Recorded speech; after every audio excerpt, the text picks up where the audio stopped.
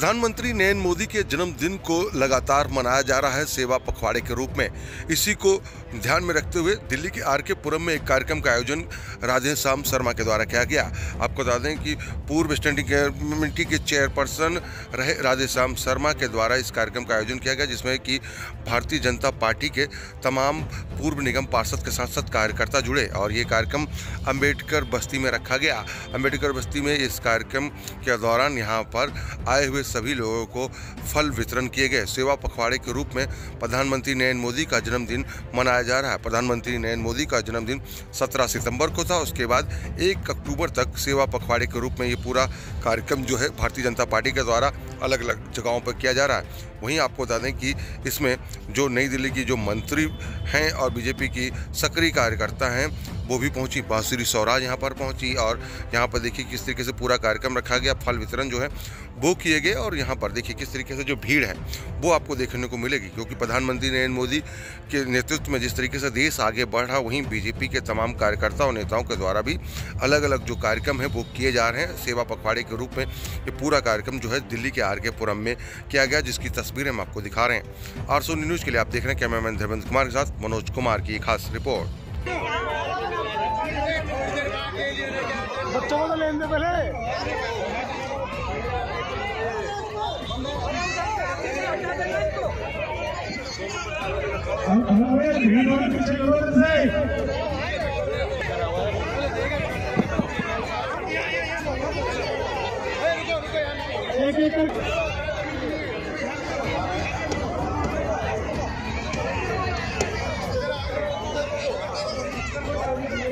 आप यहाँ पे पहुँचे हैं, क्या कहेंगे? जी, मैं कहूँगी कि हमारे यशस्वी प्रधानमंत्री श्री नरेंद्र मोदी जी वो अपने आप को प्रधानमंत्री होते हुए भी देश का प्रधान सेवक कहते हैं, क्योंकि सेवा और समर्पण और राष्ट्र निर्माण ये आधार है मोदी जी के जीवन का। और इसीलिए उनका 17 सितंबर को आप जानते हैं जन्मदिन था, तो हम भाजपा के कार्यकर्ता 17 सितंबर से 1 अक्टूबर तक उनका जन्मदिन सेवा पखवाड़े के रूप में मना रहे हैं। मैं बहुत सौभाग्यशाली हूँ कि आज मुझे अम्बेडकर नगर की बस्ती में आने का मौका मिला है और यहाँ पे फलों का वितरण हो रहा है। देखिए, देश के युवा और मातृशक्ति से बात करने का मौका मिला।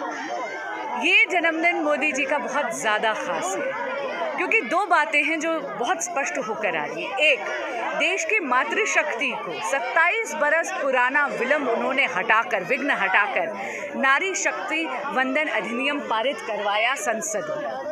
ये देश के लोकतंत्र के लिए एक ऐतिहासिक भेंट है जो हमारे आदरणीय प्रधानमंत्री श्री नरेंद्र मोदी जी ने देश की मातृशक्ति को दी है। इससे महिलाओं की भागीदारी नीति निर्माण में बढ़ेगी।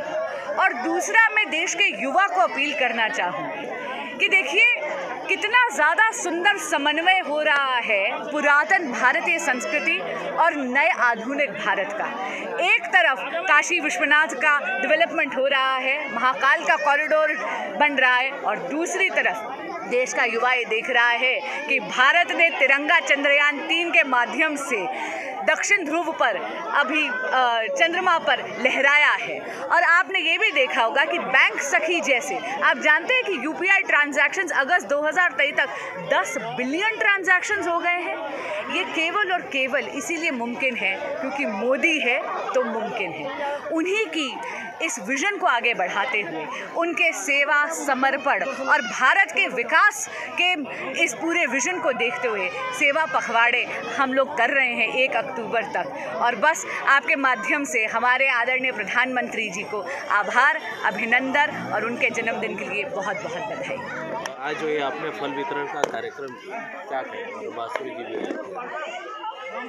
देखिए, ये भारतीय जनता पार्टी के एक एक कार्यकर्ता के मन में जो नरेंद्र मोदी जी के प्रति जो श्रद्धा है, ये उसका एक नमूना है। उनके आने के बाद जो विश्व में भारत की पहचान बनी है और जो भारतीय को विदेशों में मान सम्मान मिलता है, और देश के अंदर जो चाहे वो धारा 370 हो, चाहे वो राम मंदिर का मुद्दा हो, चाहे वो 3 तलाक का मुद्दा हो, चाहे वो विश्वनाथ कॉरिडोर का मामला हो, और अब ये वुमेन रिजर्वेशन बिल का मामला हो, जो लगता था राजनीति में कि ये काम संभव ही नहीं है। ये मोदी जी की अपनी क्षमता और उनका प्रभाव है कि वो असंभव को भी संभव करके दिखा देते हैं। और उसी उनका जन्मदिन 17 सितंबर को था और भारतीय जनता पार्टी ने तय किया कि हम पिछले वर्ष भी, उससे पिछले वर्ष भी, कि उनके जन्मदिन पे हम सेवा पखवाड़ा मनाते हैं, जो 17 सितंबर से लेके 1 अक्टूबर तक प्रतिदिन कहीं ना कहीं गरीब लोगों में, गरीब बस्तियों में, सेवा बस्तियों में हम लोगों की सेवा भाव से कोई ना कोई कार्यक्रम करते हैं। उसी के तहत आज ये अम्बेडकर बस्ती, जो आर.के. विधानसभा की सबसे बड़ी बस्ती है, उसमें ये कार्यक्रम का यहाँ पे आयोजन किया था। और हमें खुशी है कि जो समय दिया गया था, ठीक सही समय 5 बजे का, बांसुरी स्वराज जी, जो सभी को पता है जैसे कि सुषमा स्वराज जी की सुपुत्री हैं और आज एक उभरती हुई नेता हैं, उनमें वो सारे लक्षण जो हैं वो परिलक्षित होते हैं कि भाई जो सुषमा जी में जो दिखाई देती थी प्रतिभा, वही प्रतिभा उनमें झलकती है। तो वो आई थी हमारे बीच में और उन्होंने उनको अपने हाथों से यहाँ आज के इस मोदी जी के जन्मदिन के अवसर पे फलों का वितरण किया है। मैं अम्बेडकर बस्ती की ओर से, अपनी ओर से, और सुश्री बांसुरी स्वराज जी को बहुत बहुत धन्यवाद देता हूँ, बधाई देता हूँ। क्या कहेंगे जो ये परंपरा चली है जन्मदिन मनाने का, कितना एक कार्यकर्ता के नाते कितना अच्छा लगता है और किस तरह से आप लोग इसके लिए तैयार? देखिए, जन्मदिन तो जैसे हम बचपन से देखते हैं, हर बच्चे का घर में माँ बाप मनाते हैं और एक प्रधानमंत्री जी हैं जिनका जन्मदिन हम पूरा देश मनाता है।